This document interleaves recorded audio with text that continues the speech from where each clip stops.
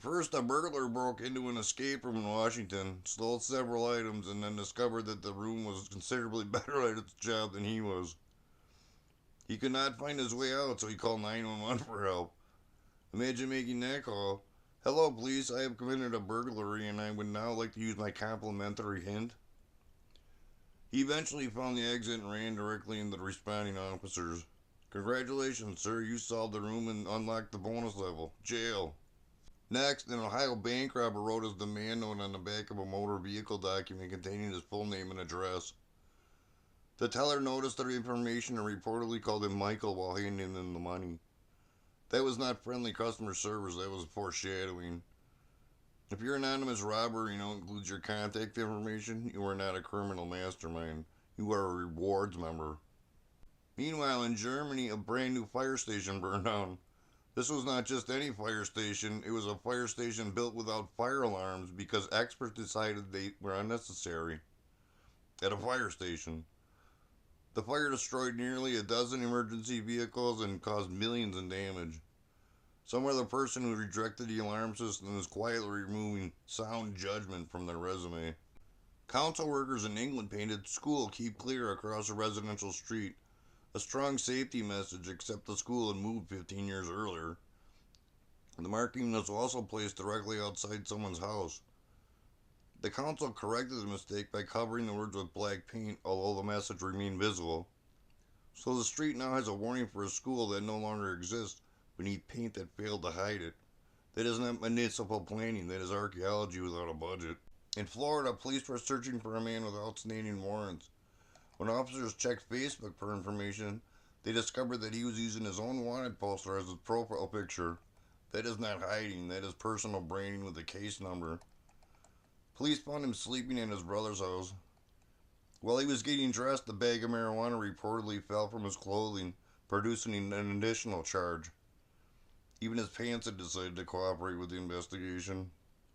Most people carefully choose a Facebook picture that represents their best qualities. He chose one that included professional photography, government verification, and the directions for contacting the police.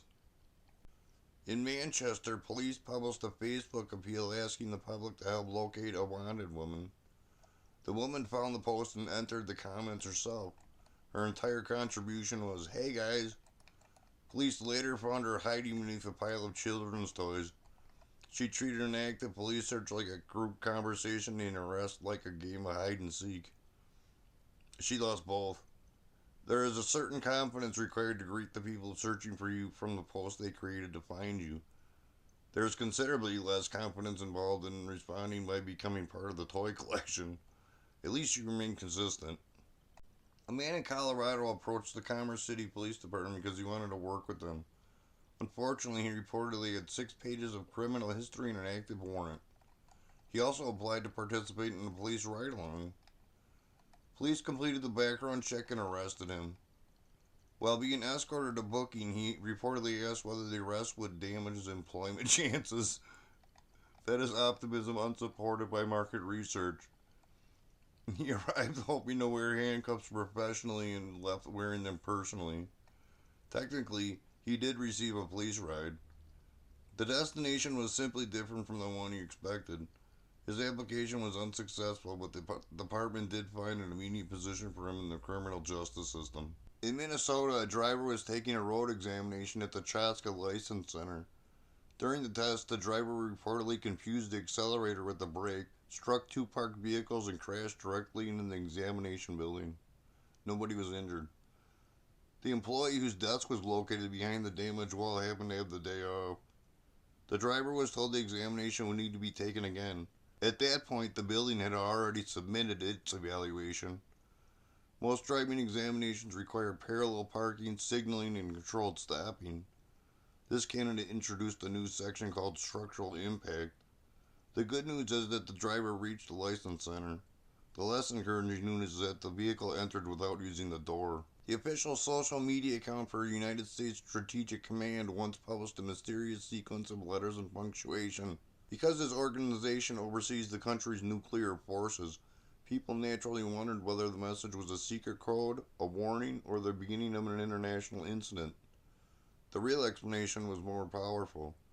A social media manager working from home stepped away from the computer. His young child reached the keyboard and pressed enough buttons to publish this message. Officials later confirmed that no hacking had occurred. Most children send nonsense from a parent's phone. This child sent nonsense from the official account of a nuclear command. That is extraordinary international reach for someone who has not finished learning the alphabet. An American Red Cross employee once intended to publish a personal message about finding several packages of beer. Instead, she posted it on the official Red Cross account. Followers expecting emergency information received an unexpected announcement about the evening's beverage supply. The organization removed the message and responded that the Red Cross was sober and had confiscated the keys. Then the brewery mentioned in the original post encouraged people to support the Red Cross. What began as a social media mistake became a successful donation campaign. Most organizations pay agencies to develop public engagement strategies. The Red Cross accidentally created one by choosing the wrong account. 6 official looking signs appeared around Christchurch, New Zealand. One informed pedestrians that the abandoned building was slightly haunted but manageable. Another imposed a walking speed of exactly 2.83 kilometers per hour. The third simply said don't. Some residents believed the signs came from the city council. They were actually an art project created by Cameron Hunt for the Little Street Festival. People took pics of them, shared them, and occasionally threatened to complain to the council. The council supported the project. That means the sign successfully identified which citizens will obey anything printed on metal and mounted at eye level. A Norwegian man named Johan Hallberg woke because his neighbor wouldn't stop ringing the doorbell. Outside was a 150-yard cargo ship. The NCL Sultan had left the fjord, crossed the shoreline, and stopped only yards from his house. Hellberg slept through the entire arrival. The only reported damage to his property was a severed wire connected to a heating pump. Authorities later say the ship's second officer allegedly fell asleep while navigating and charged him with negligence. 16 crew members escaped injury and no oil leaked. Both men were asleep. Only one of them had parked the cargo ship beside someone's bedroom. Homeowners in Northumberland prepared for burglars with a string and a bucket of water. Shortly before 3 in the morning, Paul Howell attempted to enter their house. He triggered the string, the bucket overturned. Howell fled, apparently defeated by the equipment available in any hardware store. The spilled water alerted the occupants, who checked their security footage and contacted police. Officers recognized Howell. He later admitted this attempt and 2 other burglaries. The court heard he had 108 previous convictions, including 25 burglaries dating back to 1986. He received 3 years and 7 months in prison.